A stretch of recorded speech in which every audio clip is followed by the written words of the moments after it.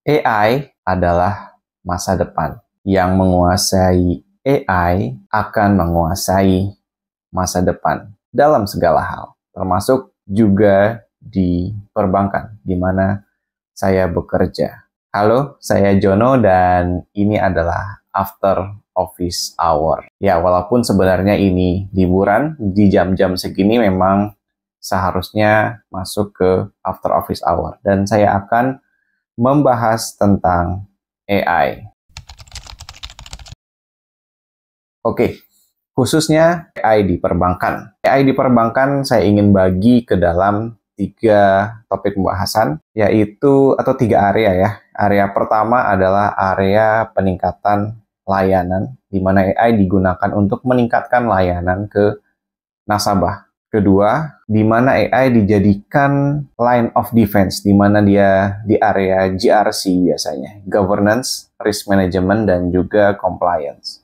Yang ketiga adalah di mana AI digunakan untuk meningkatkan efisiensi dan efektivitas dari proses-proses yang ada di dalam perbankan itu. Kita masuk ke area yang pertama, di mana AI digunakan untuk meningkatkan layanan ke nasabah.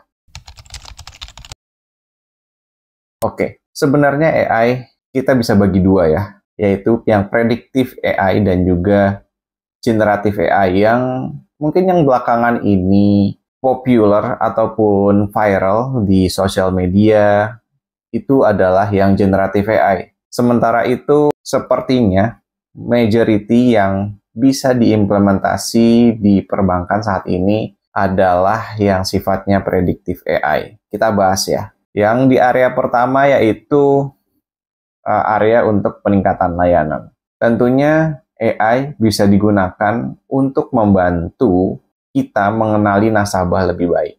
KYC, Know Your Customer, lebih baik berdasarkan data-data ataupun informasi yang dimiliki oleh bank. Tentu saja AI ini akan meaningful atau bermakna kalau didukung oleh data-data yang akurat, data-data yang dengan integriti yang baik. Jadi data dan juga AI ini saling melengkapi. Nah, untuk case peningkatan layanan, AI digunakan untuk memberikan klasifikasi ataupun segmentasi yang tepat terhadap nasabah-nasabah yang dimiliki oleh bank. Dengan melakukan segmentasi atau klasifikasi yang tepat terhadap nasabah, tentunya bank bisa memberikan produk-produk yang tepat kepada nasabah-nasabah tertentu sesuai dengan segmentasinya.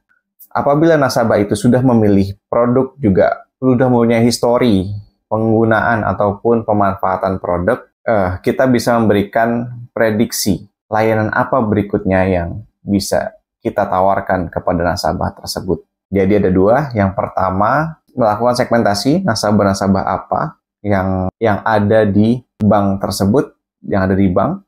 Kemudian ada prediksi produk apa yang cocok, dan apabila sudah ada histori produk-produk apa yang sudah digunakan, kita bisa lebih tepat lagi memberikan sugesti produk apa selanjutnya yang bisa kita tawarkan. Itu terkait dengan segmentasi customer. Berikutnya masih masuk ke use case berikutnya, masih masuk ke dalam area peningkatan layanan, yaitu customer service. Dari tentunya dalam perbankan pasti ada kegagalan ataupun layanan yang tidak sesuai dengan harapan dari nasabah.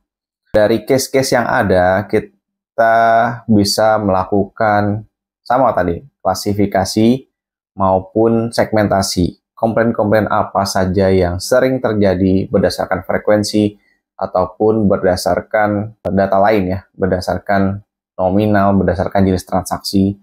Dari situ bisa dilakukan mitigasi ataupun penanganan yang lebih tepat pada case-case ataupun tiket-tiket komplain yang disampaikan nasabah kepada bank. Kira-kira itu untuk area pertama. Tapi umumnya itu berlaku untuk yang retail banking. Tapi untuk yang sudah masuk ke wholesale ataupun corporate banking biasanya ada case lain. Misalnya untuk nasabah corporate pasti perlu atau membutuhkan forecasting. Forecasting ini bisa beragam ya, bisa dari cash management ataupun liquidity ya. Jadi liquidity, penempatan cash, dia bisa memberikan suggestion ke nasabah kira-kira yang dibutuhkan perusahaan berapa banyak cash-nya berdasarkan histori-histori yang sudah ada. Begitu pula dari sisi suku bunga, dari pinjaman-pinjaman yang sudah dimiliki oleh corporate bisa diberikan suggestion pinjaman apa lagi atau pinjaman apa lagi yang bisa dibutuhkan, atau ada suggestion justru untuk mengurangi pinjaman, melunasi hutang-hutang yang ada segera. Itu liquidity, loan, dan juga tentunya kalau misalkan bank itu bergerak di ekspor impor, bisa dilakukan suggestion terhadap penyimpanan atau cash ataupun ketersediaan mata uang yang dimiliki. Dari sisi market foreign exchange, market pasar uang, berdasarkan data yang dimiliki di pasar uang. Jadi dari sana bisa disuggest kepada corporate untuk menyimpan ataupun untuk transaksi ekspor impor ya yang melibatkan mata uang asing. Itu bisa sebagai use case yang bisa ditawarkan untuk meningkatkan layanan ke nasabah corporate. Kita masuk ke area yang kedua, yaitu area defense, line of defense, atau biasa disebut GRC saat ini, lebih populernya. Governance, risk management, dan juga compliance. Use case yang bisa digunakan biasanya kan pada risk management kita kenal yang namanya istilah stress testing, di mana kita melakukan atau mensimulasikan kondisi ekstrim, di mana terdapat misalkan suku bunga tertentu yang ekstrim, apakah bank masih bisa bertahan, dan apa yang harus dilakukan. Dengan penggunaan AI, kita bisa mensimulasikan atau melakukan prediksi yang lebih tepat, tentu saja dengan memberikan data-data yang dibutuhkan oleh AI atau modeling yang dibuat. Biasanya ada tiga stress test berdasarkan liquidity, suku bunga, dan juga berdasarkan foreign exchange atau untuk nilai tukar. Jadi tiga ya, liquidity, suku bunga, dan juga foreign exchange. Dilakukan stress test.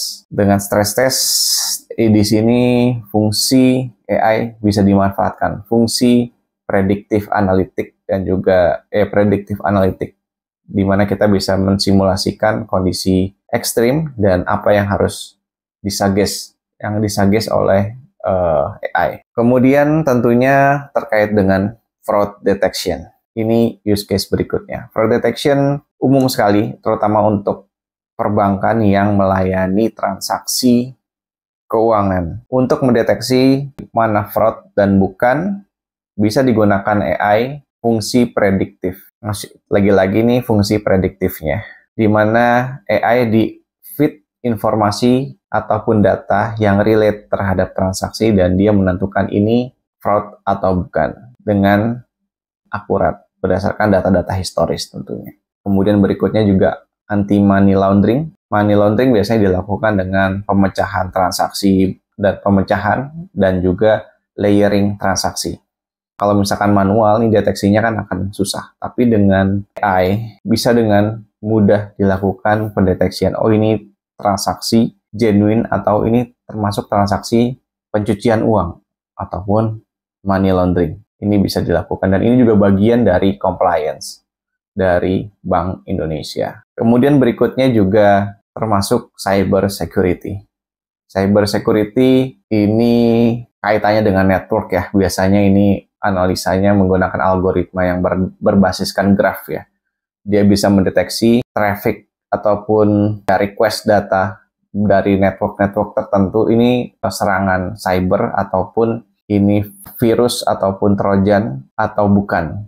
Ini fungsi cyber security juga bisa menjadi salah satu use case dari AI yang bisa dimanfaatkan AI. Kemudian juga yang terakhir, ini terkait dengan credit scoring untuk menentukan layak atau tidak nih sebuah kredit diberikan kepada nasabah tertentu. Dengan AI tentunya bisa menjadi lebih akurat berdasarkan tentu saja dengan kembali lagi di feed dengan data-data yang dengan integrity yang tinggi, data-data yang akurat dari nasabah yang ingin diberikan kredit. Itu area yang kedua untuk line of defense atau GRC. Kemudian yang terakhir,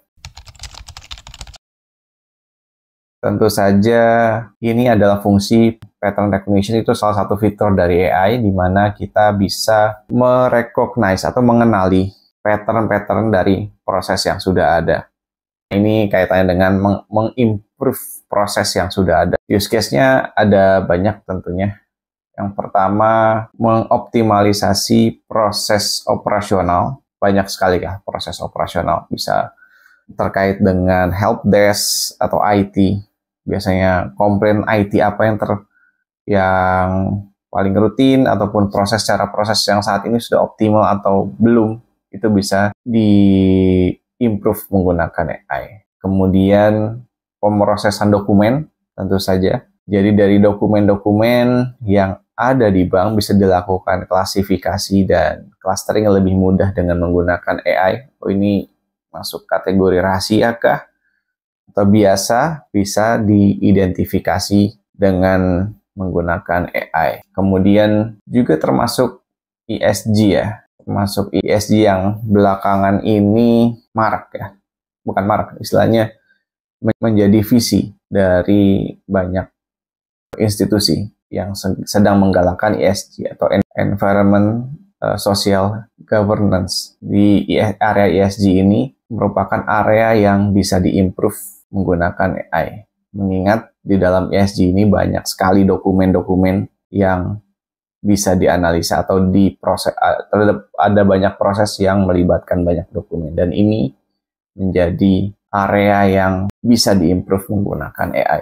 Kemudian yang terakhir, menurut saya yang juga penting dan bisa menjadi area pengimplementasian dari AI, yaitu human capital. Di sana ada banyak proses ya. Ada proses rekrutmen, pemberian training, dan juga tentu saja retain ya. Retain dari karyawan. Dari proses rekrutmen, AI bisa melakukan screening terhadap CV-CV yang masuk dan juga mengklasifikasi, melakukan scoring untuk mempermudah juga proses agar proses-proses manual bisa dikurangi dan diefisiensikan. Dari sisi training, tentu saja AI bisa melakukan suggestion dari karyawan-karyawan atau role-role tertentu, training mana saja yang cocok dari semua training yang ada.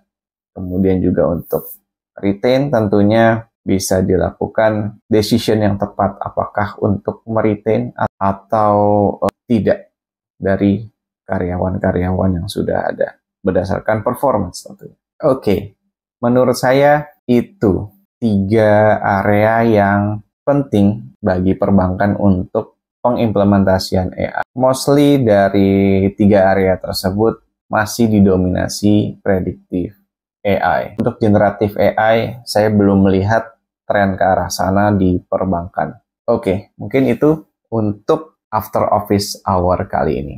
Kita ketemu lagi. Sampai jumpa.